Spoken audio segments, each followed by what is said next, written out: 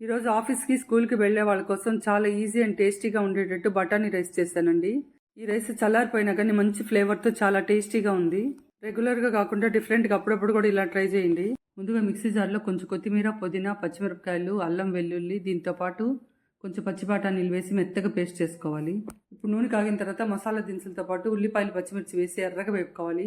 Next మనం మిక్సీకి పట్టిన మసాలాలు కూడా ఇందులో యాడ్ చేసేయండి. ఇప్పుడు మన టేస్ట్ తగ్గట్టు సాల్ట్ యాడ్ చేసి సన్నని మంట మీదే పచ్చివాసన పోయే వరకు ఖచ్చితంగా కలుపుకోవాలి. ఇప్పుడు పచ్చి బఠానీలు కూడా యాడ్ చేసేయండి. నాకు చిన్న ఉల్లిపాయలు, చెర్రీ టమాటాల టేస్ట్ చాలా బాగా నచ్చుద్ది, అందువల్ల ఇందులో ఇవి యాడ్ చేశాను నేను. ఇప్పుడు దీనికి సరిపడా కారం, గరం మసాలా వేసి ఒకసారి కలపండి. మనం ఇప్పుడు ఏ గ్లాస్తో అయితే రైస్ తీసుకుంటున్నామో అదే గ్లాస్తో 1.5 గ్లాస్ వాటర్ తీసుకోవాలండి. నేనైతే ఇప్పుడు ఇందులో హాఫ్ అన్ అవర్ ముందు నానబెట్టిన బాస్మతి రైస్ వేసాను. మీకు కావాలంటే నార్మల్ రైస్ కూడా వేసుకోవచ్చు. ఇప్పుడు హైలో 5 నిమిషాలు ఉడికిన తర్వాత మూత పెట్టి సిమ్లో ఇంకో 10 నిమిషాలు ఉడికించి స్టవ్ ఆఫ్ చేసుకోవాలి.